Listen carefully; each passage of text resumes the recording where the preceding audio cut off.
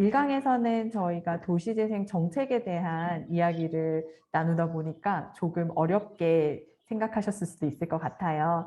네, 이어지는 2강 강연에서는 도시재생 사업 유형에 대해서 조금 더 심도 있게 알아보고, 그리고 각 사업 유형에 해당하는 다른 지자체의 사업 사례에 대해서도 좀 나누어 볼 수 있는 시간으로 준비를 하였습니다. 제주에서는 어떤 사업 유형과 또 어떤 사례들을 접목해 볼 수 있을지 생각해 보면서 교육 참여해 주셨으면 좋겠습니다. 그럼 이강 강연 이상준 박사님께 부탁드리겠습니다. 네, 그럼 두 번째 강의 시작하도록 하겠습니다. 제가 화면 공유하고 다시 시작하도록 하겠습니다.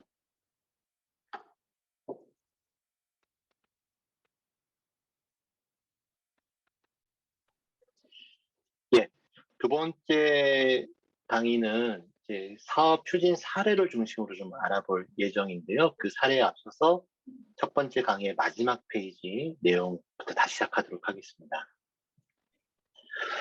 이 도행 사업이 어려운 거는 사람이 있는 곳에서 사업을 하죠. 그러다 보니까 이 갈등이 이제 생길 수밖에 없는 그게 상당히 어려운 것 같습니다. 저도 이제 이 업무를 하다 보니까 많은 지역의 사례들을 직간접적으로 바라다 보게 되는데요.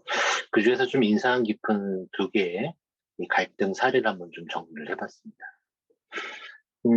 이제 첫 번째 보시는 사례는 차 없는 거리를 조성하는 그런 사례였어요. 보통 이제 우리 큰 상가로가 있고요. 과거 대비 이제 장사가 잘 안 되면은 전문가분들이나 행정가분들이 이런 좀 제안들을 많이 주세요. 좀 차도 폭을 좀 좁히고 인도를 좀 넓혀서 이제 멀리 차를 좀 대고 걸어오면서 우리 여러 개의 재미있는 가게들을 체험하고 발견하게 만들어서 전체적으로 우리 상가로가 잘 상권이 활성화되도록 하는 사업들을 많이 제안을 주시는데, 대부분의 이제 우리 상인분들은 이런 방식의 사업에 대해서 10명 중에 7, 8명 정도는 반대를 하십니다. 상인분들 입장에서는, 보행 환경이 좋아지는 거 다 좋은데, 설령 내 집 앞에, 우리 가게 앞에 주차가 불법 주차라더라도 빨리 우리 손님이 차를 대고 내려와서 내 물건을 사기를 바라는 거죠. 그러다 보니까 이 해당 지자체 사업도 사업 추진이 잘 진행이 되지 않았어요. 보통 이제 사업이 좀 너무 시간을 끌다 보니까 어떻게 될까요? 예산을 지원하는 정부 입장에서는 사업 추진이 불가능한 것으로 판단을 하고 그 예산을 환수할 수밖에 없겠죠. 그 과정에서 이제 극적으로 이제 어느 정도 타협이 되었습니다. 우리 상인분들이 이제 스스로 좀 그럼 이 가루를 어떻게 바꾸면 좋을지에 대해서 이 상인대학을 좀 참여를 해서 스스로 이제 아이디어를 내는 과정을 새롭게 이제 도입을 했고요. 우리 행정에서는 우리 상인들이 주신 의견을 토대로 실질적으로 사업을 할 수 있는 실무 계획안을 전문 용역사들과 같이 만들어내는 과정으로 이 갈등이 이제 최종적으로 해소가 되었어요. 문제는 이제 그 과정에서 상당한 기간이 허비가 됐다는 거죠. 시간이.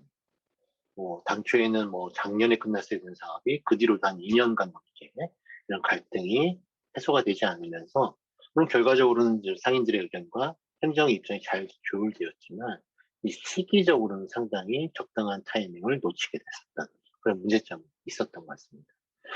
또 최근에 들은 바 안타까운 소식은 이 과정을 통해서 잘 가로는 정비를 했는데 너무 디자인 쪽에 좀 포커싱을 두다 보니까 이게 이제 버스가 많이 지나가는 길이거든요. 그러다 보니까 이 포장이 또 다시 훼손이 되어서 다시 또 재포장을 하는 그런 좀 안타까운 사실도 최근에 좀 알게 되었고, 두 번째 사례는 좀 더 복잡한 갈등 사례인데요. 특히 뉴딜 사업 이후부터는 이 행복주택을 재생사업에서 많이 연계를 하고 있습니다. 그러다 보니 이 해당 지역 같은 경우는 이 재개발, 재건축 사업이 과거부터 좀 많이 논의가 되던 지역이었어요. 근데 이제 여러 가지 이유, 특히 이제 사업성 부족으로 사업이 추진이 잘 안 됐었던 거죠. 그 과정에서 이제 청년주택, 행복주택이 들어온다고 하니 주민분들이 반대가 많으셨어요. 보통 이제 이런 청년주택, 행복주택이 이제 좀 빠르게 사업이 되다 보니까 이 지역의 어떤 공터, 나대지로 있는 공터에 보통 부지를 확정하고 들어오는 경우들이 많습니다. 근데 그런 나대지들은 대부분 또 이제 우리 주민분들이 주차장처럼 쓰고 있는 땅들이 많죠. 그러다 보니 행복주택에 대한 기본적인 선입관, 좀 임대주택 아니야라는 그런 선입관도 있고요. 또 우리 주민분들이 직접 쓰시던 주차장이 없어지다 보니까 불편함도 좀 많이 느끼게 되시고요. 그 와중에 재개발 재건축에 대한 아직 고민이 많이 남아있는 주민들도 계시다 보니까 갈등이 아주 심각하게 벌어졌죠. 결과적으로 우리 주민, 지자체, 또 행복주택을 공급하는 공기업이 이 주택의 공급 규모를 적정 사이즈로 다시 축소를 하고 지역에 필요한 주차장 기반 시설도 충분히 논의하여서 합의가 잘 되어서 1차 갈등이 마무리가 되었습니다. 자, 두 번째 이제 갈등이 또 생겼는데요. 특히 뉴딜 사업부터는 이 마을관리협동조합, 이 사회적 협동조합을 만들어서 앞서 말씀드렸던 그런 공공시설 혹은 이런 행복주택이 조성되고 나면은 일부 공공시설에 대한 위탁관리 혹은 마을관리협동조합의 여러 가지 사업 공간으로 쓰도록 되어 있어요. 근데 이 마을관리협동조합을 만드는 과정까지는 잘 진행이 되었는데 이 마을관리협동조합에서 어떤 사업을 할 것인지에 대해서 좀 논란이 많았었어요. 그래서 이 부분이 서로 입장이 다르다 보니 논의가 좀 잘 진행이 되지 않다가 나중에 잘 정리가 됐습니다. 그 과정에서 이제 세 번째 갈등이 나오게 되는데요. 이 지역에 요즘 이제 그 리사이클링, 뭐 업사이클링 이런 얘기 많이 들어보셨죠. 이 폐자원을 활용해서 뭔가 새로운 제품을 만드는 그런 사업들이 요새 많이 활성화되고 있는데요. 이 마을에 전국에서 그 사업 양이 거의 최고 정도 되는 그런 폐자원을 수거해서 활용하는 어떤 업체가 있었는데요. 그 업체가 이 마을거립동조합이 일정 부분 같이 사업을 해보자라고 제안을 주셔서 처음에 잘 채택이 됐었어요. 근데 문제는 그 기업의 이제 모체가 이 종교단체 기반을 두고 있는 기업이었어요. 뭐 사입이거나 이런 건 아니고요. 이제 NGO 계열의 이제 종교 단체의 배경을 두고 있는 사회단체인데요. 그러다 보니까 이 종교가 좀 다르신 주민분들이 이 종교 세계에 있는 그런 기업이 들어오는 부분에 대해서 좀 반감이 있으셨고, 결과적으로는 그 사업 부분을 이제 빼기로 결정을 했습니다. 앞으로 남은 이제 갈등은 뭘까요? 이렇게 이제 서로 좀 상충되는 의견을 잘 조율해서 민감한 사항들을 잘 제거해서 지금까지는 이 갈등이 잘 봉합되어 왔는데, 그러다 보니 이 마을관리협동조합이 앞으로 이제 자생적, 자립적으로 운영할 때 과연 수익이 날 수 있는 사업을 찾을 수 있을 것인가? 이런 부분에 대해서는 잠재적인 갈등 요인이 남아있다라고 좀 예상이 되기도 합니다. 아무튼 이러한 갈등은 사람이 있는 곳에서 사업을 하기 때문에 어쩔 수 없는 현상이죠. 이 갈등이 있는 것 자체가 문제가 아니라 이 갈등을 어떻게 빠르게 해소할 수 있느냐가 문제예요. 또한 이 과정에서 이 서로 생각이 다른 부분을 틀리다는 내용이 아니라 나와 생각이 다르다라는 인식을 갖게 하는 부분이 상당히 이 재생사업 에서는 중요한 이슈이다라고 볼 수 있겠네요.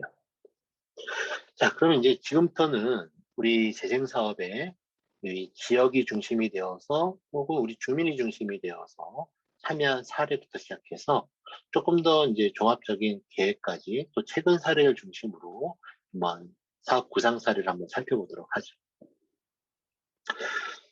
지금 보시는 화면은 이제 뭐 전체적인 사업 내용은 아니고요. 어떤 개인이 제안을 준 내용이 이제 좀 흥미로워서 이제 소개를 하려고 갖고 왔습니다. 울산 중구고요. 이제 화면에 보시는 어머니께서 우리 대도시에서 이제 크게 직장 생활을 다니시다가 결심을 하시고 이 고향에 내려오신 거예요. 그래서 이제 작은 이제 아주 옛날 한옥은 아닙니다만 좀 한옥 반, 뭐 개량된 양옥 반 이렇게 섞여 있는 집을 이제 마련하시게 됐는데요. 몇 달 사시다 보니까 고민거리가 생기신 거죠. 고향에 정착해서 좋긴 한데 뭔가 일자리를 이제 찾아야 되는 문제가 생긴 거죠.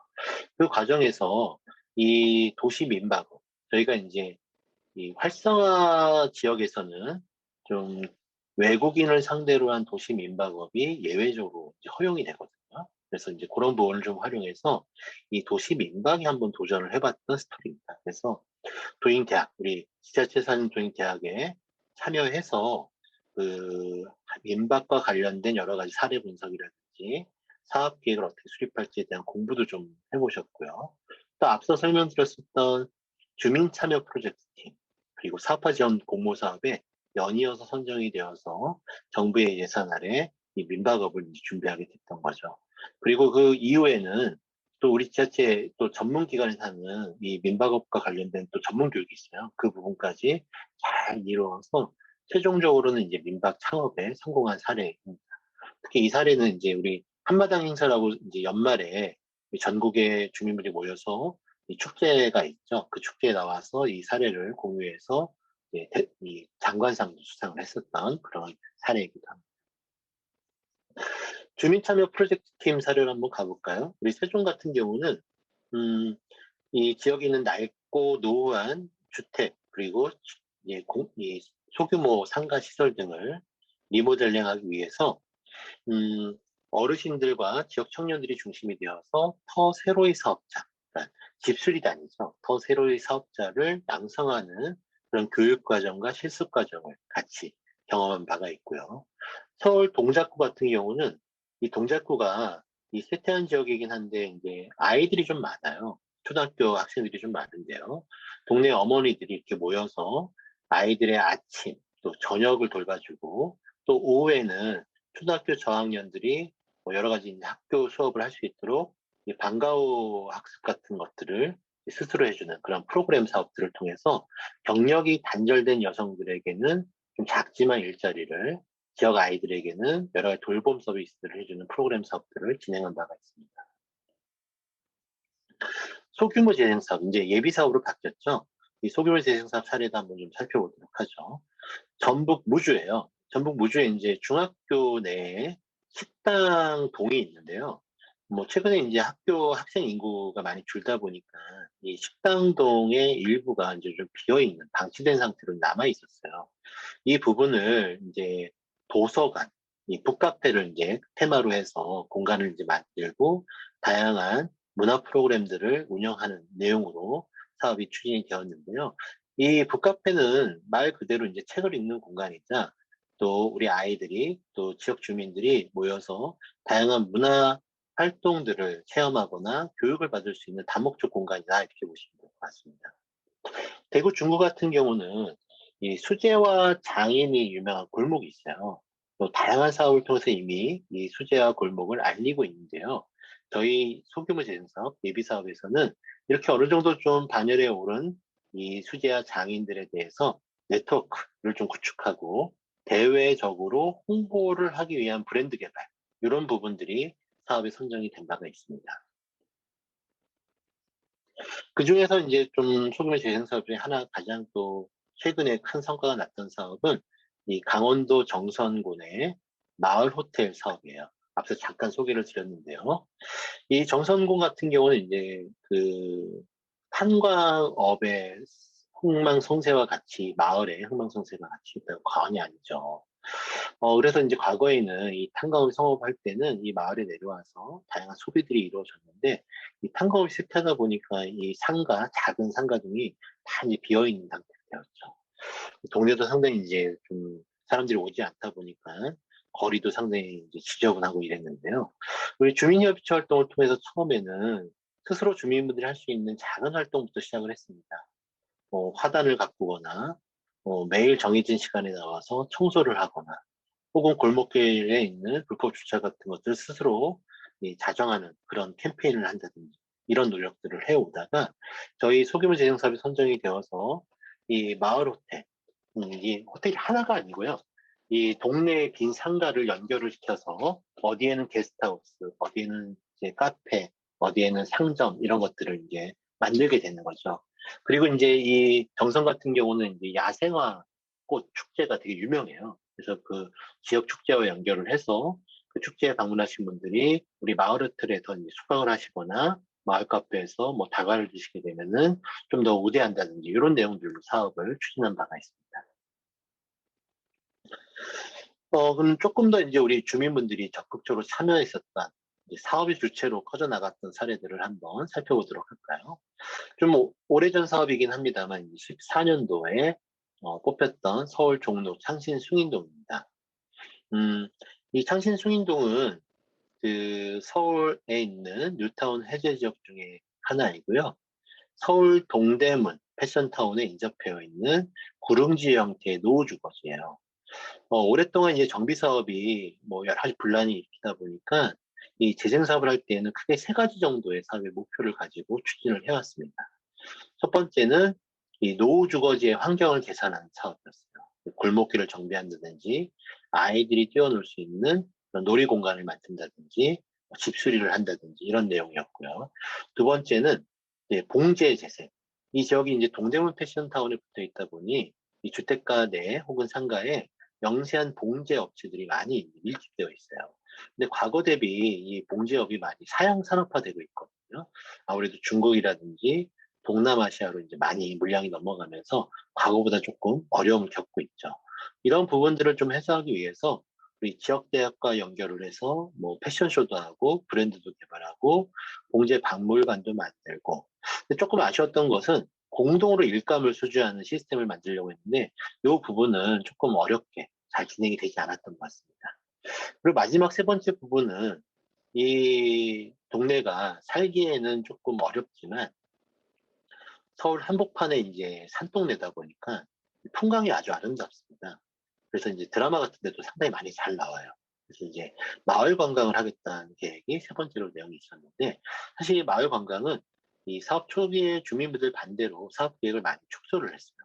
그 이유는 마을 관광이 활성화되면 지역을 찾는 외진들이 늘어서 좋긴 한데, 우리 실제 주민분들 입장에서 좀 불편함이 좀 많이 가중이 되죠. 뭐 이웃, 뭐 남의 집을 막 불쑥불쑥 들어와서 사진을 찍는다든지 좀 이런 어려움이 좀 있어서 마을 관광은 좀 줄어들고, 대신에 이 동네 한복판에 일제 강점기 때 이 해석, 이 돌을 캐던 돌산이 있어요. 이 돌산이 이제 이렇게 절벽처럼 딱 멋지게 있는데요. 그 위에 전망대를 만드는 사업을 시비 사업과 함께 해서 이 전망대가 들어갔던 내용이 새롭게 바뀌게 되었습니다. 이 사업에서 제가 설명드리고 싶은 것은 이러한 사업들을 추진하는 과정에서 창신, 승인, 도시적인 협동조합을 만드는 과정이에요. 그래서 처음에는 이제 우리 지원센터가 중심이 되어서 이 사업을 추진해 오다가 지역 주민들 또 상인들을 중심으로 역량을 강화해서 창신 숭인동의 지역 재생을 위한 협동조합을 만들게 되는데요. 서울에서는 이 협동조합을 이제 CRC라고 이제 부르죠. Community Regeneration Company 혹은 Corporation이라고 이제 부르는데요. 그래서 이 협동조합을 통해서 이 지원센터가 이제 종료된 이후에 스스로 수익을 낼 수 있도록 이런 사업 주체를 육성하는 과정이 몇 년간 이제 진행이 되었습니다. 그럼 이 서울 종로 창신 숭인동에 이 도행 협동조합은 어떤 일들을 하느냐? 뭐 첫 번째는 도행 해설 프로그램을 운영을 하고 있습니다. 이 초창기 때 재생 사업이 진행됐던 지역이다 보니까 우리 시민분들이나 혹은 타 지역의 공무원분들이 견학을 많이 오세요.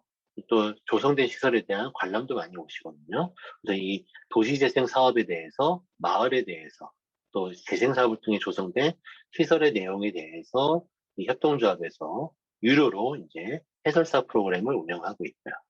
또 교육 사업도 직접 하고 계세요. 오늘과 같은 이런 교육을 이 협동조합에서 기획해서 또 다른 지역 주민이나 센터 직원들 또 공무원분들 상대로 한 교육 사업도 하고 있고요. 그리고 오른쪽에 보시면 이제 카페도 하나 운영을 하고 계신데요. 이 사업을 추진하는 과정에서 백남준 예술가 아시죠? 그 비디오 아트로 유명한 백남준 예술가의 생가가 이제 발견이 중간에 되었습니다. 그래서 사업 계획을 이제 변경을 해서 작은 이제 전시관과 부속 시설로 카페를 이제 만들게 되는데요. 아래쪽에 보시는 이 협동조합 조합원이자 지역 어머니들이 바리스타 교육을 받아서 이 전체 기념관은 서울시립미술관이 운영을 해요. 이 카페 부분은 우리 협동조합에서 운영을 해서 작지만 수익을 내고 있는 그런 사업을 하고 있습니다. 이제 부산으로 한번 가볼까요? 16년도에 뽑혔던 부산 서구 아미초장 도시재생 프로젝트입니다. 우리 부산 서구 아미초장 마을은 좀 역사적으로 아픈 이제 스토리가 있는데요. 일제 강점기 때 일본인들이 무덤을 만들었던 동네예요. 우리나라 무덤은 이렇게 산소, 봉분으로 되어 있죠. 근데 일본인들은 비석, 기단으로 되어 있습니다. 이렇게 돌 비석으로 되어 있는데요. 일제가 이제 물러나고 6.25 때 이제 피난민들이 부산으로 피난을 오면서 판자촌을 살아야 되는데 집을 지을 데가 없다 보니까 일본인들의 무덤 위에 집을 짓고 살기 시작하게 됩니다. 그렇게 해서 이제 이 동네의 별명이 이 비석마을이라는 별명이 이제 생기게 되는 거죠. 그런데 이제 문제는 이러한 이 비석마을의 집들이 좀 집 자체가 좀 작아요. 이 옛날 판자로 시작했던 집이다 보니까 지금은 이제 집을 계속 개량을 해서 뭐 판자촌은 아니죠. 하지만 그럼에도 불구하고 뭐 물을 쓸 수 있는 공간 자체가 없거나 화장실 없거나 이런 것들이 상당히 불편합니다. 그런 부분들을 이 사업을 통해서는 우리 주민분들이 좀 다양하게 쓸 수 있는 주민 공동 이용 시설을 만드는 내용들로 사업을 추진해 왔고요. 그 과정에서 이 사업을 추진하기 전부터 이 지역 어머니들을 중심으로 한 협동조합, 이 아미꼴 협동조합 아미스라는 조직이 만들어져서 사업에 다양하게 참여를 하고 계십니다. 특히 부산 서구가 잘해왔던 것은 이 우리 주민 상인 협의체, 행정협의회, 또 이런 운영위원회 등을 좀 다양하게 만들어서 이 재생사업을 통해서 여러 개의 사업들이 이루어지게 되는데요. 그런 사업들을 모두가 다 주민분들이 이용하는 것도 아니고요.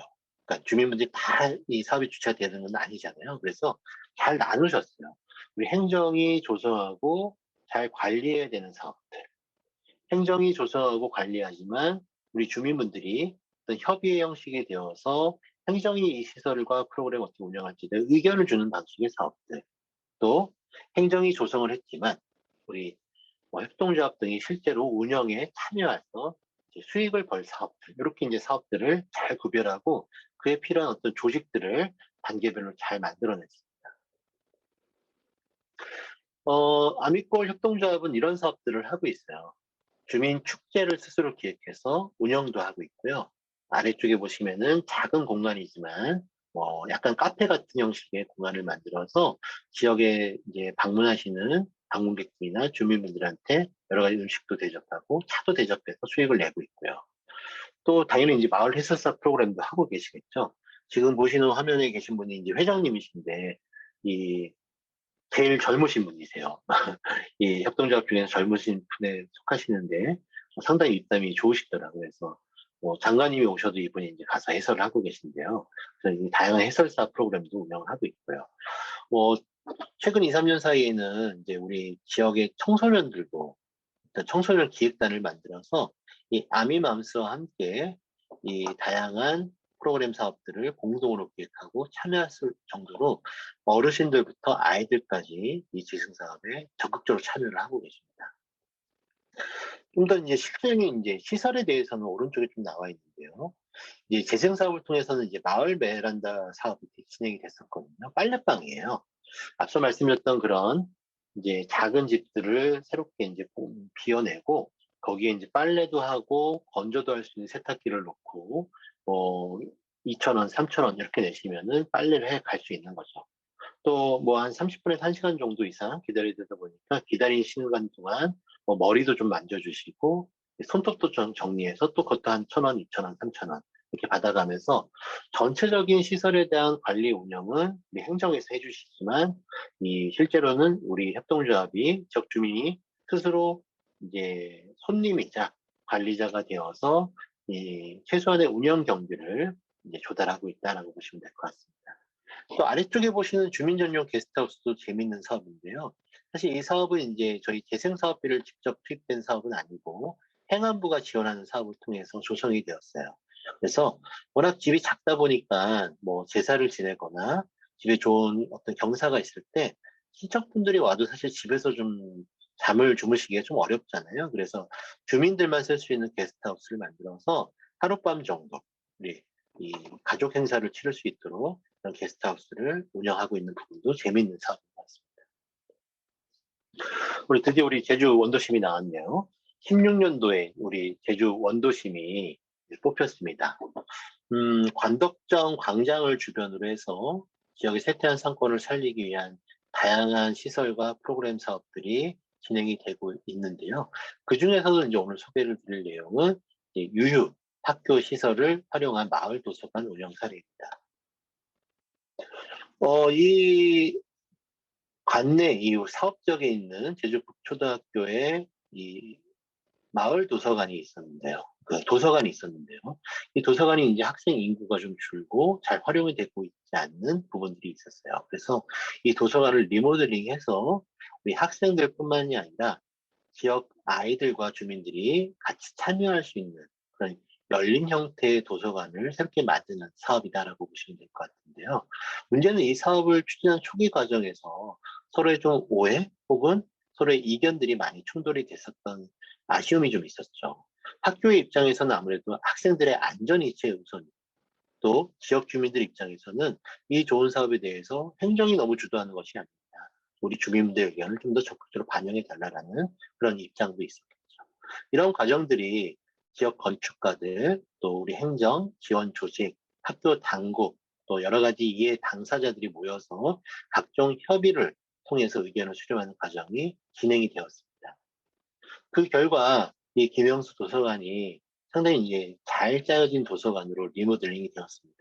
또 우리 건축에 아주 전문가들이 참여해서 내부 공간도 우리 제주도만의 건축 공간의 특성을 잘 반영해서 만들어졌죠.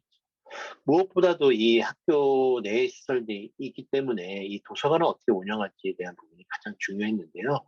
뭐 학교가 운영되고 있는 주중에는 학교의 도서관으로, 또 이제 저녁과 주말에는 지역의 열린 도서관으로 도서관이 운영이 되고 있습니다. 현재 도서관에 대한 기본 운영은 우리 제주 지자체와 제주도와 우리 제주도의 센터가 기본적으로 관리를 하고 있고요. 또 김영수 도서관과 친구들이라는 우리 활동가 단체가 만들어져서 좀 봉사 차원에서는 이러한 아이들의 다양한 도서관 활동들을 지원해 주고 계십니다. 앞으로 남은 과제는 이 시설과 프로그램들을 한 구조로 운영할 수 있는 충분한 예산을 어떻게 확보할 것인가. 또 지금 우리가 활동가 분들이 어떻게 보면 좀 노력 봉사를 많이 해주고 계신데요. 이런 분들을 적정한 페이를 주고 좀 체계적으로 이 시설과 프로그램을 운영할 수 있는 자원, 인적 자원을 어떻게 활용할 것인가. 이런 부분들이 앞으로 남아있는 숙제가 아닐까 싶습니다. 자, 그럼 이제 남은 시간에는 최근에 뽑혔던 그런 사업 사례들을 통해서 정부의 정책들이 어떻게 좀 변화되고 있는지에 대해서 한번 알아보도록 하겠습니다. 최근 정부에서는 이 재생 사업을 통해서 지역에 만연된 어떤 사회 문제를 해결하기 위한 사업들을 많이 강조를 하고 있습니다. 유형 건축물이라든지 장기 방치 건축물처럼 지역에 좀 위험한 상태 혹은 저이용되고 있는 공간과 시설 등을 재생 사업을 통해서 다시 한번 탈바꿈하자, 이런 내용들이 또 많이 있는데요. 주로 인정 사업이라는 제도를 통해서 많이 사업이 추진이 되고 있습니다. 첫 번째 사례는 서울 영등포의 노후 상가입니다.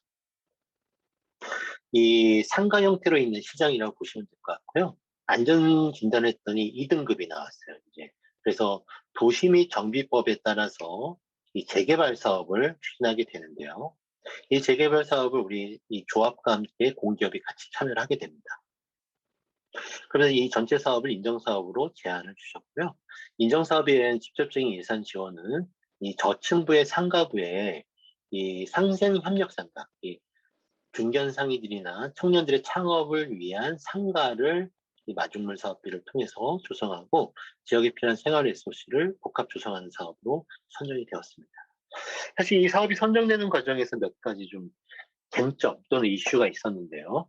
이 상가를 재개발하는 사업이니까 이 재개발하는 기간 동안 이 상가들이 잠깐 이제 이전을 했다가 다시 들어와야 되겠죠. 그래서 지금 아래쪽에 이 조감도에 보시면은 이 기존의 노후 상가 길 건너편에 이제 큰 상가 중에 일부 층을 이제 매입을 해서 이 사업 기간 내에는 임시 이주할 수 있는 상가로, 또 이제 다시 재이주가 되면은 지역에 필요한 생활 리소스 시설로 쓰는 걸로 사업이 선정이 된 바가 있습니다. 다만 이제 최근에 이 부분들이 좀 어려움을 겪고 있는데요. 앞서 매입하고자 하는 상가 매입이 좀 어려워지면서 조금 먼 곳으로 위치를 조정하고 있는 뭐 안타까운 소식도 들리고 있습니다. 두 번째 사례는 이제 소규모주택 정비 사업 활성화 부분이에요. 경기도 부천 사례이고요. 지금 보시는 것과 같이 이 빈집특례법에 의한 가로주택 정비 사업, 가로로 둘러싸여 있는 노후주택을 이제 중층 규모로 이제 정비하는 사업을 소주택 정비 사업이라고 하고요. 그 중에서도 이제 가로주택 정비 사업이라고 합니다. 이 가로주택 정비 사업을 우리 조합과 공기업이 같이 공동 시행하게 되는데요. 이 가로주택 정비 사업을 하면서 이 주택 사업이 들어오니까 당연히 법정 주차장이 필요하겠죠. 그러면서 이 마중물 사업비로는 주차장을 한층 더 파게 됩니다. 가서 이 지역의 주차난을 해소하기 위한 공용 주차장으로 활용하는 부분이 계획으로 선정이 된 바가 있습니다. 그래서 예산은 주로 즉 공용 주차장에 이제 투입이 되는 거죠. 이 과정에서도 이제 몇 가지 좀 어려움이 있었어요. 이게 이제 재원을 투입하는 관점에서는 무리 없게 사업이 잘 진행될 수 있는 구조인데요. 이 땅을 소유하는 관계에서는 좀 복잡한 구조가 생기죠. 지하 이 주차장 부분이 어쨌든 조합이 소유하는 부지잖아요. 근데 이 조합이 소유, 즉 민간이 소유한 부지에 공공시설, 공용 주차장을 조성해야 되다 보니까 이 부분을 어떻게 해결할지에 대한 아이디어가 좀 필요했습니다. 최종적으로는 이렇게 정리가 되었거든요. 저 주차장을 만들기 위해서 땅을 이 부천시의 별도 예산으로 조합 측으로부터 빌립니다. 땅을. 그리고 마중물 사업비로는 그 주차장을 조성하게 되는 거죠. 그렇게 해서 조성된 주차장은 공용 주차장으로 만들게 되고요. 조합 이 주민분들 그리고 지역 주민들이 협동조합 등을 만들어서 지자체로부터 주차장에 대한 관리 운영을 위탁받을 예정이다 이렇게 보시면 될 것 같아요. 첫 번째 본 사례와 비슷한 또 케이스가 나왔는데요. 유형 건축물 정비 연계형 사례입니다. 가운데 이 단면도 이렇게 건물을 이제 딱 잘라서 본 그림이 좀 보이시죠? 이 가운데 부분에 보시면은 붕괴 위험이 있는 축대가 있어요. 그리고 위에는 좀 지은 지 오래된 이 다세대 연립주택이 있습니다. 그 아래쪽에는 노후 단독주택이 있어요. 워낙 이 축대 자체가 이 위험하다 보니까 이 아래 위쪽에 있는 다세대 주택 그리고 단독주택에 대한 개별 건축 행위도 쉽지가 않았었어요. 그래서 지자체에서 요 주택과 이 축대가 있는 부지를 다 한꺼번에 매입을 해서 지역의 아이들을 위한 돌봄 서비스와 그 밖에 마을 주차장 등을 복합 조성하는 그런 사업으로 인정 사업이 선정이 된 바가 있습니다. 즉 위험한 시설물, 주택 등의 건축물 등을 정비를 통해 해소를 하면서 지역에 필요한 생활해소 시설을 만들어서 공급했다. 그런 사례로 보시면 될 것 같습니다. 이제 조금 더 이제 큰 사업으로 이제 하나하나 가보도록 하시죠. 17년도에 뽑혔던 우리 동네 살리기라는 사업입니다. 인천 남동구에서 선정이 되었고요. 우리 동네 살리기 사업이 이제 전체 그 종합 사업에서는 제일 규모가 작은 사업이에요. 그리고 이제 보통 사업의 내용은 이제 이런 식으로 많이 구성이 되어 있는데요. 가운데 이제 그림에 보시면은 이 초록색으로 이렇게 가로가 표시되어 있죠. 이 동네 주민분들이 가장 많이 이용하시는 길이에요. 이 동네 골목길인데요. 이 골목길에 대한 보행 환경을 좀 개선을 하고요. 그러면서 지역에 필요한 여러 가지 공공 기반 시설을 만들게 되는데요. 아래쪽에 보시면은 이제 파란색으로 표시된 부분 있죠. 공용 주차장 그리고 마을 기업이 활동할 수 있는 혹은 뭐 우리 청년들이나 중견 상인들이 취업이나 창업을 위해 교육을 받을 수 있는 그런 공간들 그리고 그 위에는 행복주택이 복합으로 조성이 됩니다. 그리고 앞서 설명드린 것과 비슷하게 소규모 정비 사업, 가로태 정비 사업이 3곳 정도 들어가게 되는데요. 이 중에서도 한 2개 정도는 사업 기간 내에 들어가게 되고, 이 3차 가로태 정비 사업, 그리고 재건축 사업은 조금 장기적인 관점에서 장래의 사업 계획으로 표현이 되어 있습니다. 이 과정에서 이렇게 복합 거점 시설이나 이 가로태 정비 사업 등을 통해 조성되는 공공시설 부분을 관리 위탁을 하기 위한 마을관리협동조합을 만들게 되는데요. 인천 만부 마을협동조합이라는 곳이에요. 마을관리협동조합 중에서는 이제 전국에서 최초로 설립인가를 받은 조합인데요. 주로 이런 내용들을 하게 됩니다. 앞서 설명드린 바와 같이 이 사업을 통해 조성된 공공시설 등에 대한 관리 위탁 업무를 맡게 되고요. 또 마을 밥상, 마을 상점 이런 것들을 만들어서 뭐 적지만 좀 수익 사업을 같이 하도록 되어 있습니다.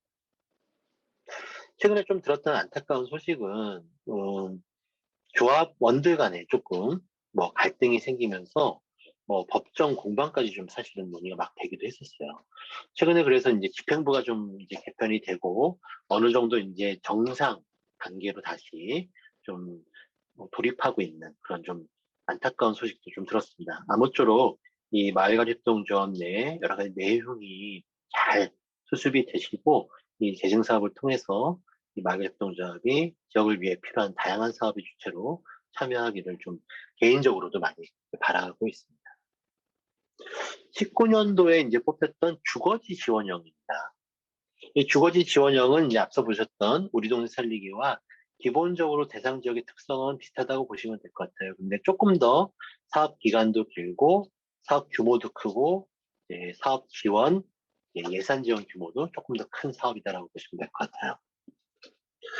부산 같은 경우는 이제 앞이 바다죠. 그리고 가운데 상업지역이 있습니다. 그리고 그 뒤에서부터 이제 주거지가 이렇게 있는데요. 또 그 주거지가 주로 이제 구릉 지역, 우리 경사 주거지죠. 그리고 이제 워낙 경사가 급하다 보니까 산복도로라고 해서 산 중턱에 이렇게 순환도로를 만들어 주셨어요. 이 대상 지역은 그런 산복도로보다도 더 위에 있는 가장 높이 있는 산동네예요. 그리고 이 지역에는 이 가운데 보시면 도면을 보시면 빨간색으로 이렇게 사업 구역이 이렇게 보이시죠?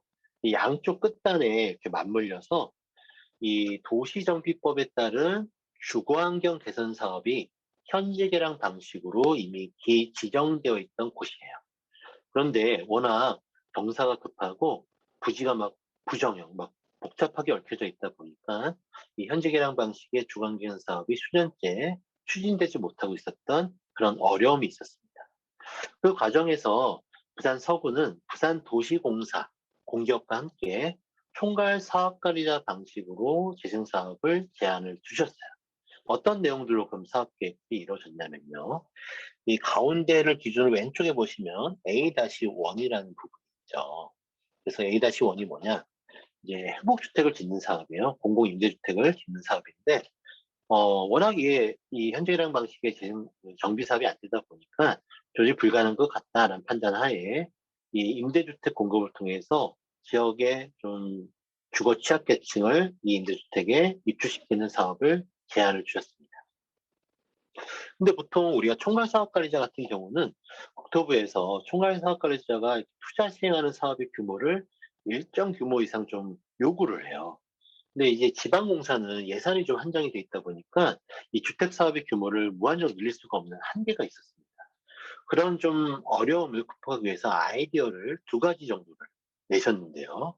가운데 이제 도면에 잘 보시면은 개별 이렇게 집 모양으로 이렇게 이 표시가 되어 있는 부분들이 있어요. 하얀색, 오렌지색 이렇게 표시가 되어 있죠.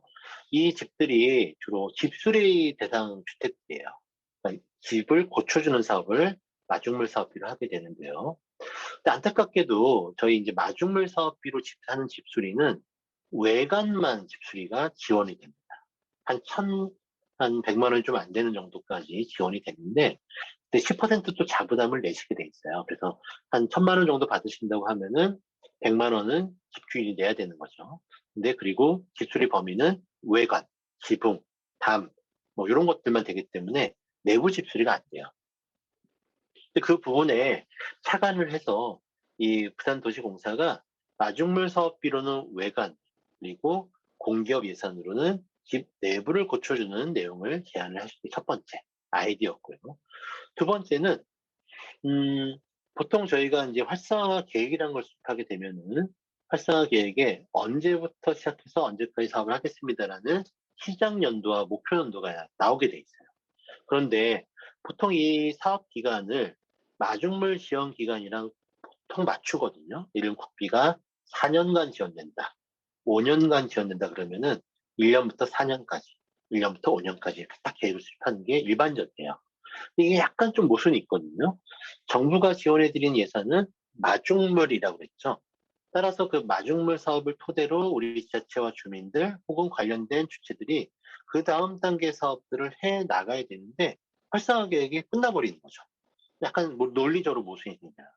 그런 부분들을 해소하기 위해서 우리 부산 서구에서는 마중물 지원 기간 4년보다 2년 정도 더 뒤로 활성화 계획의 목표 연도를 설정하고 처음에 1차적으로 임대주택 공급을 하지만 어느 정도 이 사업이 진행이 되면은 추가적으로 임대주택 공급을 그 늘어난 기간 사이에 진행하겠다. 이렇게 내용을 만들어서 사업이 선정이 된 바가 있습니다. 작년에 뽑혔던 중심시가정이네요. 자, 중심시가정은 이제 주로 상업 지역이 중심이 되어서 상업 업무 지역이 좀 중심이 되어 있는 그런 유형의 사업이다라고 보시면 될 것 같아요. 여기는 이제 대전역 앞에인데요. 지금 오른쪽에 이 대전역이 있고요. 대전역에서 나와서 보시면은 쪽방촌이 있어요. 달방이라고 표현하죠. 쪽방촌이 있는데요. 이 쪽방촌을 LH공사가 토지를 매입을 해서 영구 임대주택, 우리 쪽방촌에 계셨던 주민분들은 좀 주거 안정을 위해서 영구 임대주택을 공급을 하고요.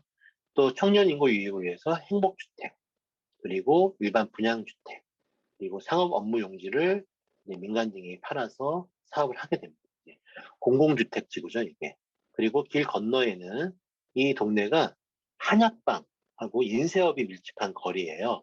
그리고 그 주변에는 또 영세한 어떤 주민분들의 상인분들이 또 많이 또 살고 계시거나 영업을 하고 계시거든요. 그래서 이 한약방과 인쇄업 중심의 창업과 취업을 위한 거점 시설, 그리고 지역 내에 좀 취약 주거계층이나 영세한 상인들을 위한 복지 지원 시설을 같이 만들어낸 사업으로 선정이 되었습니다. 그래서 공기업이 참여하는 총괄사업관리자 방식의 중심 시가정으로 선정이 되었고, 흔히 저희가 이제 작년 한 해 쪽방촌 재생 사업을 3개가 진행이 됐는데요. 영등포 한 건, 부산 한 건, 그리고 대전 한 건. 그게 이제 그 중에 하나이다라고 보시면 될 것 같습니다.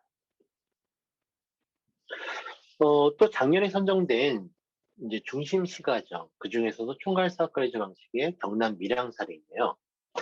특히 이 부분은 우리 지원 업무를 맡고 계신 우리 현장지원센터의 직원분들이 잘 보시면 좋을 것 같은데요. 이 총괄사업관리자 방식이 도입이 되면서 좀 바뀐 부분이 있는데요. 공공기관 제한형 같은 경우에는 공기업이 지자체와 사업계획을 제안하는 거에 좀 중점을 두었어요. 그러다 보니 공기업이 뭔가 투자를 꼭 해야 되는 어떤 의무적인 사항은 없었던 거죠. 근데 이 총괄사업관리자 방식 같은 경우는 의무사항이 생겼습니다. 이 총괄사업관리자를 하는 공기업이 반드시 1개 이상의 사업에 대해서 직접 투자를 꼭 해야 돼요. 근데 공기업이 주로 하는 사업은 주택을 이제 건설해서 공급하는 사업들이 대부분이거든요. 그러다 보니까 이 사업 계획을 수립하는 과정에서 총괄 사업관리자가 직접 투자 시행해서 주택을 공급하는 사업이 얼마만큼 양적으로 충분한지를 많이 따지게 돼 있어요.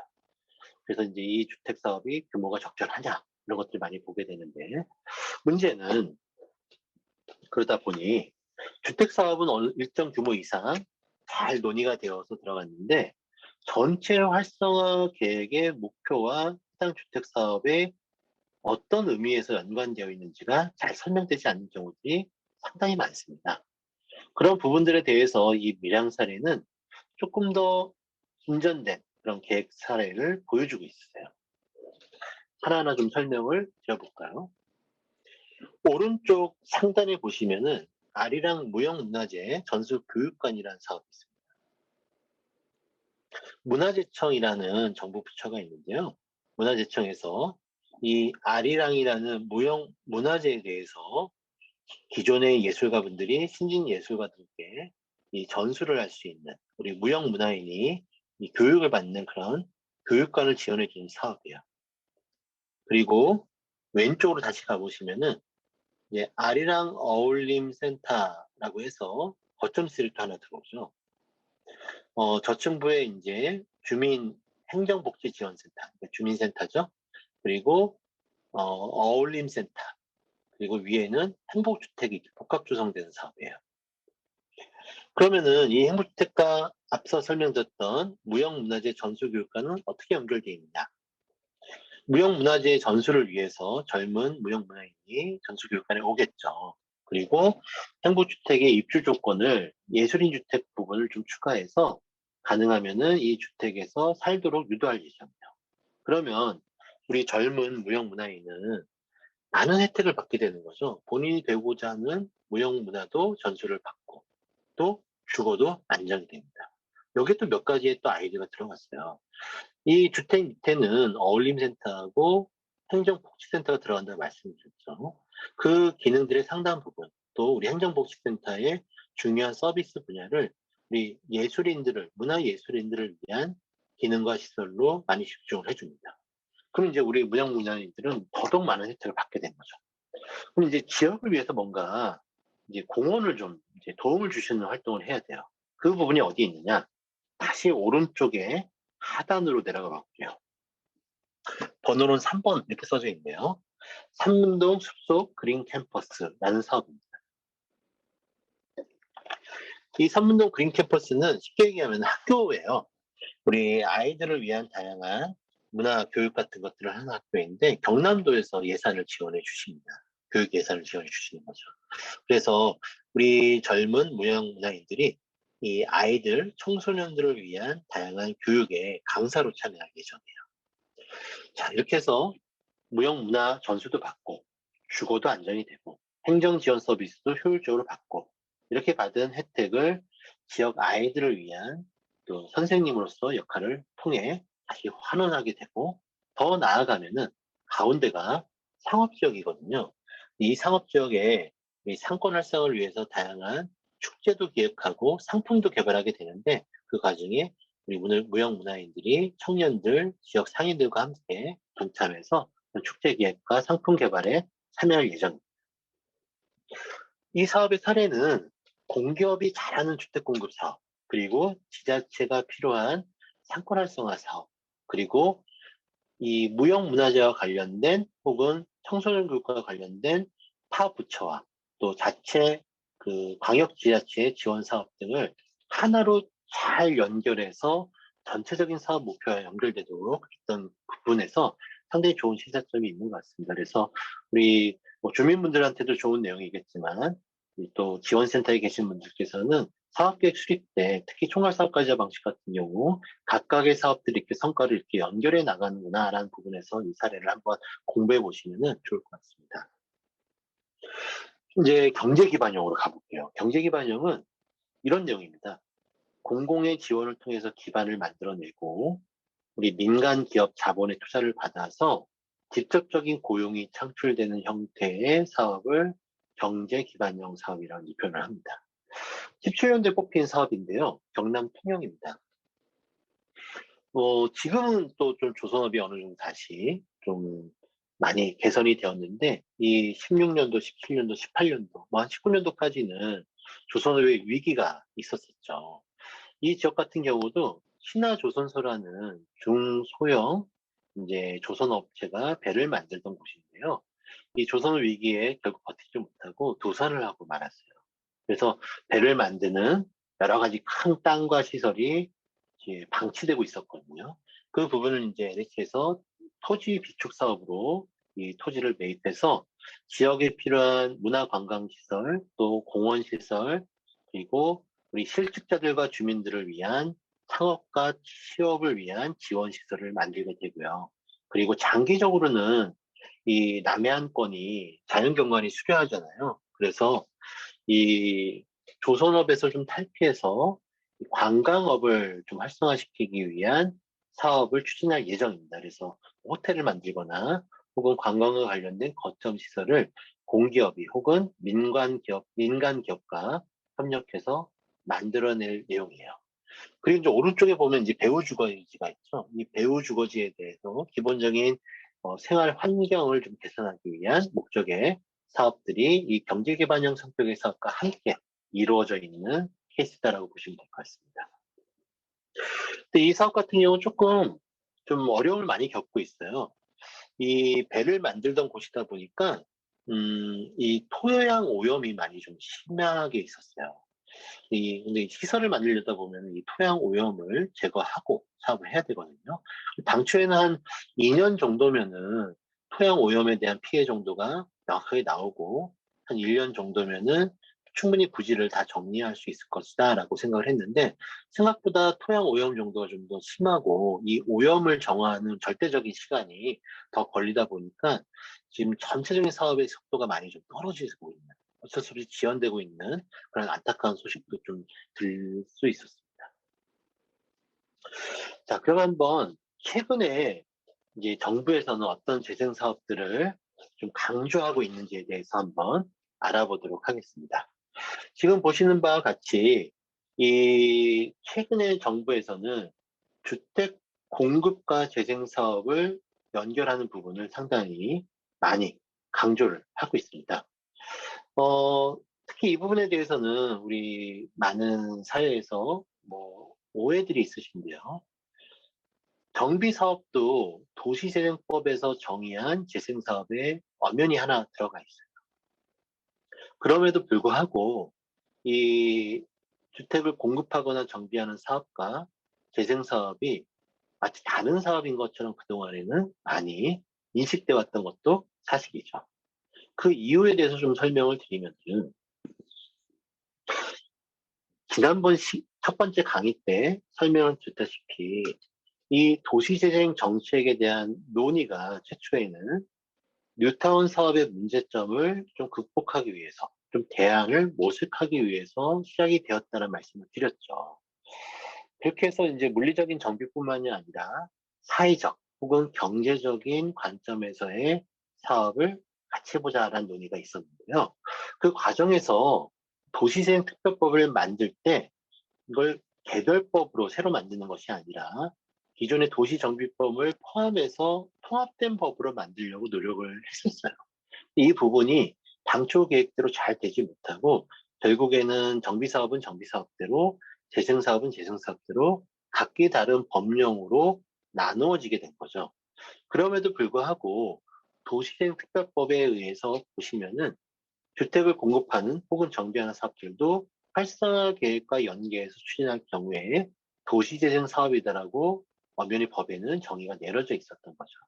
이러한 부분들이 잘 모르다 보니 초창기에는 벽화 그리기 사업 혹은 정비 사업은 무조건 재생 사업에 반대야, 이런 식으로만 생각해왔던 것이 누적돼 이제 굳혀져 왔던 거죠. 이런 부분들이 뉴딜 사업이 들어오면서부터 소규모대 정비를 중심으로, 또 최근에는 공기업의 투자 사업을 중심으로, 또 올해 같은 경우에는 민간 분야까지 좀 넓혀서 주택 공급과 재생 사업을 동시에 추진할 경우에는 오히려 예산 지원도 확대해주는 그런 개념으로 정책이 변화되어 왔다라고 보시면 될 것 같고요. 이런 부분들은 또 앞으로 다음 정부에서도 좀 더 강화될 예정이다라고 크게 전망이 되고 있습니다.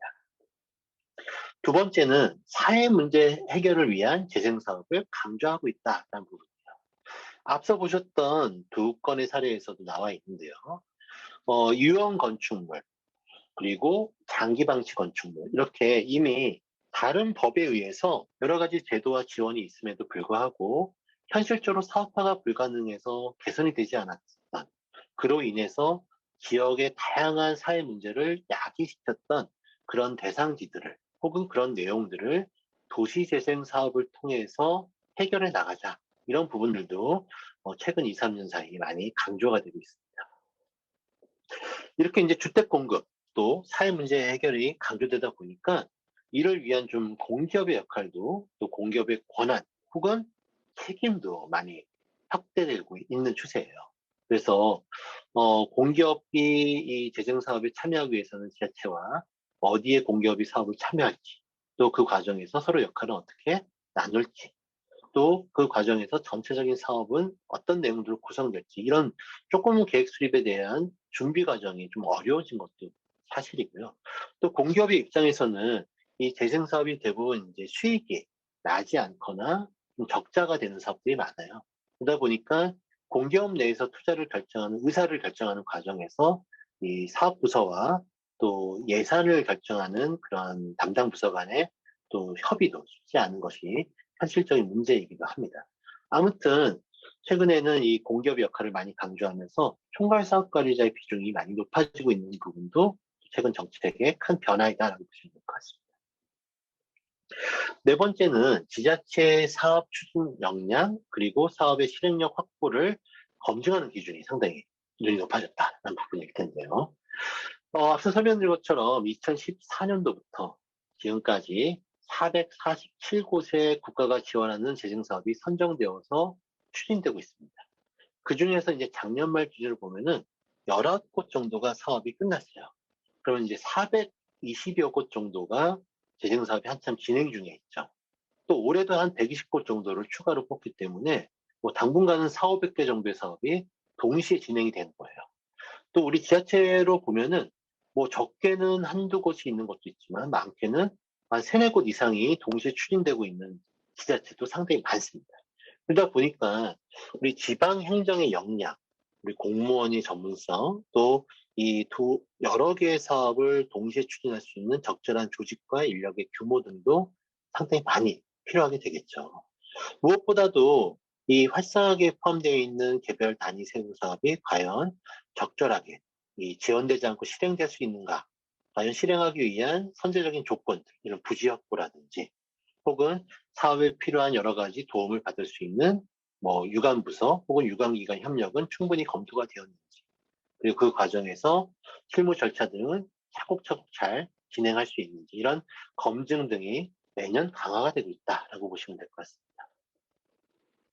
그리고 마지막은 무엇보다도 어쨌든 이런 여러 가지 정책 변화에도 불구하고 재생사업은 우리 주민 참여, 주민이 주도할 수 있는 거버넌스 체계에 의한 사업이기 때문에 이 지역 주민들의 의견을 얼마만큼 충실하게 수렴하고 그 과정에서 주민협의체를 포함한 각종 거버넌스 조직들이 정례적으로 의미 있는 활동들로 잘 이루어지고 있는지를 검증하는 부분도 여전히 강조되고 있고요. 특히 최근에는 이제 전체 사업은 끝나지 않았지만 부분적으로 시설 사업들이 준공되고 있어요. 그래서 그 준공된 사업들에 대한 후속적 관리들을 하기 위한 예산 확보라든지 행정부서 간의 협의, 혹은 우리 마을관리협동조합을 포함한 사업 주체들은 충분히 육성되었고 실제 사업은 어떻게 하고 있는지, 이런 운영 계획에 대한 부분도 사업 선정 당시부터 상당히 면밀하게 보고 있다.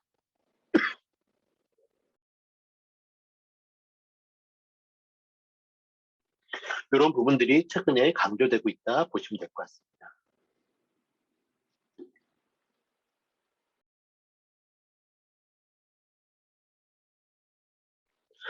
네, 그러면 이제 좀 마무리를 해보도록 할까요? 지금 보시는 사진은 사탕이죠. 사탕은 99.99%가 설탕이라는 원재료로 만들어요. 근데 누구에게, 어떤 맛에, 심지어는 어떤 가격에 파냐에 따라서 맛과 색깔과 모양이 다 다르죠.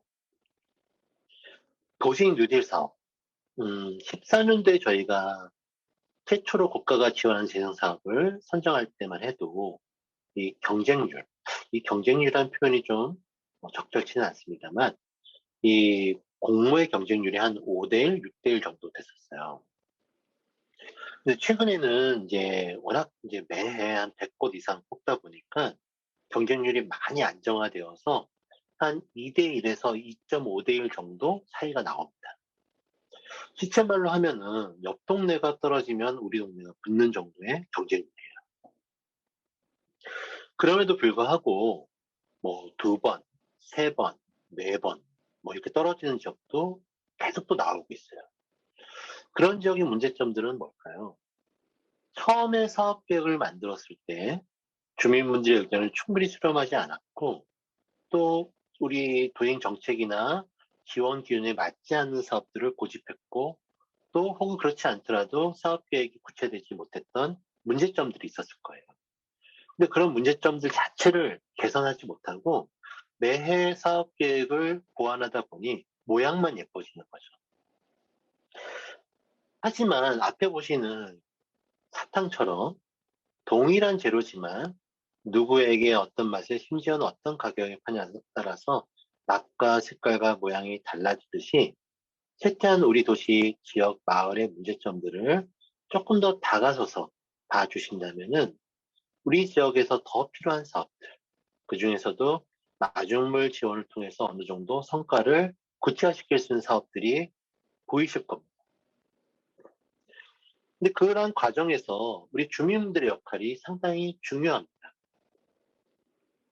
서로를 알아가는 단계부터 사업의 중요한 주체로 성장해 나가야 되겠죠. 앞서 말씀드렸다시피 이 재생사업은 지역의 세태 문제 극복을 위한 다양한 목적의 사업을 도출해내는 것이 중요한데요. 물론 이런 일들은 우리 공무원들이나 전문가분들이 하시면 더 잘하실 거예요, 솔직히. 더 빨리 잘하시겠죠. 하지만 재생사업은 그 빨리 하는 것도 중요하지만 직접 이해 당사자인 우리 주민, 상인, 청년들이 이 사업에 얼마만큼 참여하고 있는지, 또 이 사업 계획과 사업 추진 과정에 얼마만큼 적극적으로 의견을 개진하고 있는지 이런 절차를 많이 따지고 그 결과도 확인하고 있습니다. 따라서 서로를 알아가는 친교활동부터 중요한 사업의 주체로 성장해 나갈 수 있는 다양한 프로그램과 사업들이 계획에 잘 녹아들어 있어야 된다는 부분도 중요한 내용인 것 같습니다. 이를 위해서는 우리 행정 그리고 지원 조직에 계시는 분들께서 좀 많이 노력을 해 주십사라는 당부의 말씀을 좀 드립니다. 항상 현장은 좀 어렵죠. 또 여러 가지 이견들이 있을 수밖에 없을 것 같습니다. 그럼에도 불구하고 우리 지역 주민들이 재생사업을 통해서 서로를 좀 알아가고 지역의 현안을 좀 편안한 마음으로 논의할 수 있도록 또 행정에서 할 수 있는 범위 내에서 우리 주민들의 의견들이 이 활성화 계획이라는 형태로 잘 반영될 수 있도록 다양하게 주민 참여를 지원하고 이해관계를 조정할 수 있도록 조금만 더 노력을 해 주십사라는 당부의 말씀을 드리도록 하고요. 주민분들 또한 주민들의 의견이 모두 다 반영되기만을 바라는 것은 무리할 것 같습니다. 어쨌든 이 도행사업은 도시재생특별법에 의해서 도시재생 활성화 계획이라는 법정 계획의 형식으로 사업을 추진해야 됩니다. 주민분들의 의견은 너무나 소중하지만 주민분들이 도시재생과 무관한 의견을 낸다 했을 때 그 의견을 무조건 사업계획에 반영할 수는 없겠죠. 이를 위해서 우리 행정과 전문가분들이 주민들의 의견을 합리적인 의사결정을 보완할 수밖에 없습니다. 그 과정에서 또 중간지원 조직이 어떠한 연유와 과정으로 주민들 의견이 반영되었는지 혹은 미반영되었지만 이런 대안으로 계획이 수립되었는지를 잘 설명해 주실 거예요. 마지막으로 제일 어려운 부분은 우리 지역이 중심이 되어서 또 주민분들 스스로가 자생적으로 사업을 추진해야 된다는 부분이죠. 맨 처음으로 돌아가게 되네요. 이 국가가 지원한 예산은 마중물이죠. 초기 단계의 어려움을 극복할 수 있는 아주 작은 사업과 예산에 불과합니다. 결국 우리 지역, 도시, 마을의 세태 문제는 우리 지자체, 또 지역사회, 또 우리 주민 상인, 또 우리 청년들이 스스로 해결해야 될 문제점이에요. 따라서 이 마중물이 지원되고 마중물의 성과로 만들어진 사업, 공간과 주체들, 또 관련된 프로그램들이 우리 지방비, 또 민간, 또 우리 주민, 청년, 상인들의 동참 속에서 자생적으로 운영될 수 있도록 해야 됩니다.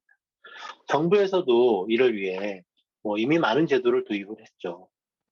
마을 관리를 위한 사회적 협동조합 제도도 도입을 했고요. 국토교통용 예비사회 기업도 도입을 했고요. 그 밖에 타 부처에서도 마을 기업, 또 자활 기업, 다양한 이런 공적 지원을 통해서 사업 추진 주체들을 육성하고 있습니다. 다만 이러한 주체들이 대부분 정부의 보조 사업에 의존도가 높아요. 그러다 보니 이 보조 사업이 끝나게 되면은 스스로 자립하지 못하고 있는 현실적인 한계도 있습니다. 이를 위해 국토부에서는 이제 장기적으로는 도시재생 회사란 개념을 도입할까 검토를 하고 있어요. 사회적 경제에서 탈피해서 사회적 경제 조직과 함께 지역에 필요한 사업을 다양한 재원을 통해 확보해서 개별 사업들의 주체들과 함께 자생적인 사업 추진할 수 있는 그런 조직 혹은 개념 이런 것들을 검토를 하고 있습니다만 시간은 조금 더 많이 걸릴 것 같습니다. 이제 첫 번째 강의, 두 번째 강의 이제 다 제가 준비한 내용은 이제 끝났는데요. 도시재생 사업, 이미 이제 사업에 추진하고 계신 지역에 계신 주민분들, 또 앞으로 하실 곳의 주민분들, 또 우리 현장지원센터를 포함해서 사업 현장에 참여하고 계신 현장 전문가분들이 오늘 이 강의를 잘 들어주신 점 다시 한번 감사드리고요. 이 사업은 사람이 살고 있는 곳에서 하기 때문에 상당히 복잡한 사업이라 할 수밖에 없습니다. 하지만 그 과정에서 나와 다른 생각을 갖고 있는 상대방을 좀 존중해 주시고 우리보다 앞서서 비슷한 문제를 겪고 또 해결해 나갔던 좋은 사례들을 귀로, 눈으로 많이 듣고 보신다면은 이 우리 지역을 위해 필요한 사업이 무엇인지를 서로 공감을 가질 수 있을 것 같습니다. 그런 과정을 통해서 서로의 생각이 다른 부분들을 같이 하나의 사업으로 묶어내는 과정들이 잘 이루어지시기를 바라고요. 좀 부족하고 지루하고 좀 어려운 강의 끝까지 잘 경청해 주신 점 다시 한번 감사드리겠습니다. 강의 후에는 좀 질의응답 시간을 갖도록 하겠습니다. 마이크 켰을까요? 네, 감사합니다, 박사님. 네, 저희가 일단 1, 2강의 강연을 모두 종료하였고요. 화면 공유 종료해 주시면 Q&A 진행하도록 하겠습니다. 네, 저희가 교육을 진행하는 동안 정말 중요한 질문이 두 가지 네, 주셨는데요. 이 부분에 대해서는 뭐 박사님께서 언급도 해주셨지만 한번 팁을 주신다는 생각으로 질의에 답변을 해주시면 감사하겠습니다. 먼저 김정훈님께서 도시재생 사업 진행 시에 주민 갈등이 전부 해소되지 않은 경우가 있는 것 같습니다. 소수의 주민이 갈등에 대한 합의가 되지 않는다면 사업 진행은 취소되는 건가요? 라는 질문을 주셨는데요. 사업 추진 시에 의사결정 과정에 대해서 좀 답변을 해주시면 좋을 것 같습니다.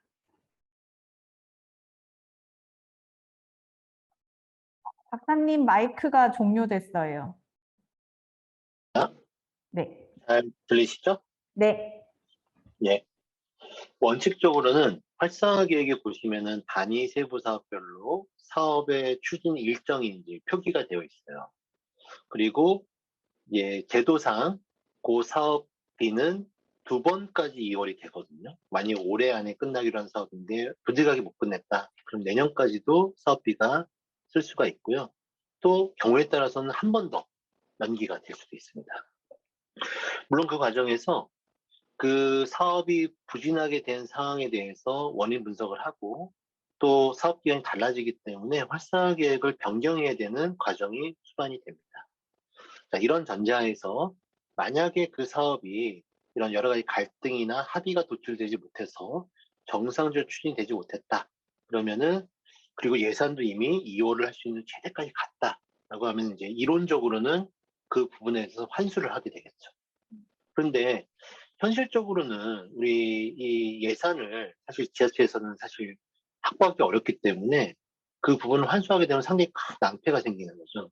그래서 최대한 합의를 해 오시는 것이 지금까지는 일반적인 케이스예요. 그리고 부득이하게 전체 내용이 합의가 안 될 경우에는 좀 합의가 가능한 부분 위주로 사업의 내용을 좀 축소를 하고 그 나머지 예산 부분을 조금 더 합의가 가능한 부분 혹은 다른 사업으로 좀 조정을 해서 하시는 정도로 보통은 많이 끝나십니다.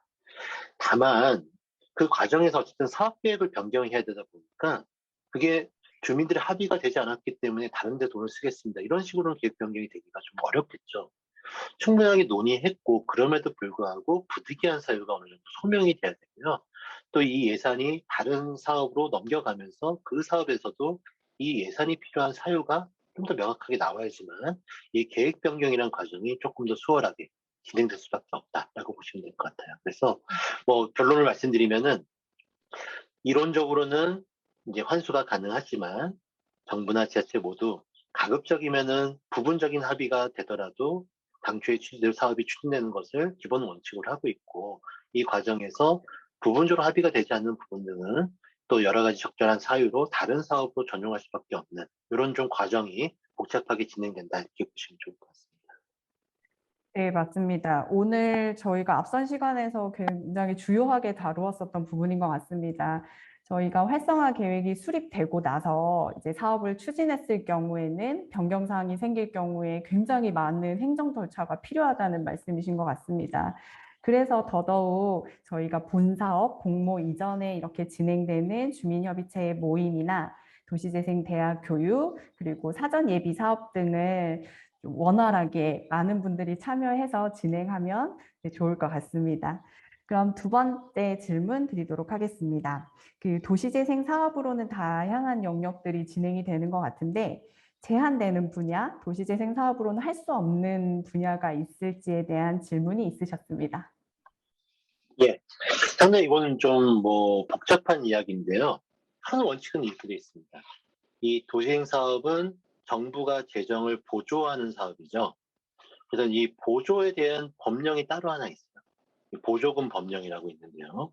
그 보조금 법령에 보면은 이러이러한 경우에는 정부가 재정을 보조할 수 없다라는 그런 사업들이 있습니다. 일일이 다 말씀을 드리기는 어려운데요. 예를 들면은 기본적으로 이래요. 어떤 특별하게 별도의 회계나 예산이 있는 사업들이 있어요. 예를 들면 이제 버스 정류장을 만드는 사업 같은 경우는 관련법에 따라서 그 정류장을 만들기 위한 기금이나 회계가 따로 있거든요. 따라서 하나의 정부이기 때문에 별도로 예산을 확보하고 있는 쪽의 사업은 재생사업비로 쓸 수가 없겠죠.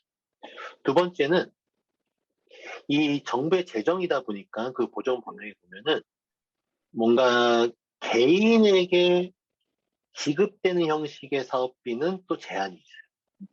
예를 들면은 개인에게 어떤 물품을 사서 주는 사업들, 이런 것들은 보조금 법령의 기본 원칙에 배제가 된다 이렇게 써져 있습니다. 자, 요거는 이제 보조금 사업의 관점에서의 원칙인 거고요. 사업으로 가면은 이런 것들이 있습니다. 정확하게는 저희가 경제 기반형 재생 사업, 일반 근린형 재생 사업 이렇게 이제 표현을 해왔죠. 근데 이건 정확한 표현은 아니에요. 도행 사업은 법에 보면 이렇게 되어 있습니다. 도시재생 활성화 계획에 의해 다음에 각 호에 따른 사업들 이렇게 돼 있어요. 혹은 도행 인정사업에 의해 시행되는 인정사업 계획에 의해 시행되는 사업들, 혁신지구 계획에 의해 시행되는 사업들. 그러면 활성화 계획을 예를 들면은 활성화 계획에 의해서 시행된 사업들 중에 도시 및 주거정비법에 따른 정비사업 이런 식으로 이제 이 재생사업으로 인정되는 합법의 사업들이 정리가 되어 있습니다. 그런데 예를 들어서 민간 조합 아파트 사업 있죠. 우리 이제 정비 사업에서 조합 말고 그냥 순수하게 지역 주택조합 사업 있잖아요. 그 사업은 저희 법에 포함되어 있지 않습니다. 그 사업은 재생 사업으로는 활성화계획에 담을 수가 없겠죠. 이런 식으로 이제 법률 간의 관계에 의해서도 이제 재생 사업으로 추진할 수 없는 분야가 일부 있다라고 보시면 될 것 같고요. 아주 또 내용으로 가볼게요. 내용으로 가보면 일부 저희 강의 시간에 일부 소개를 드렸지만 제한적인 지원이 좀 있습니다. 집수리는 외관만 보조가 된다. 그 이유는 집은 사유재산이잖아요. 그러다 보니까 사유재산에 대해서 원래 원칙적으로 국비 보조가 안 되는 게 원칙이에요. 다만 노후주거지의 경관 개선을 목적으로 주택의 외관을 개량하는 거에 대해서는 일부 보조를 할 수 있다. 이렇게 이제 허락을 받은 거거든요. 이런 식으로 이제 되어 있죠. 상가 부분이 좀 아쉬운데요.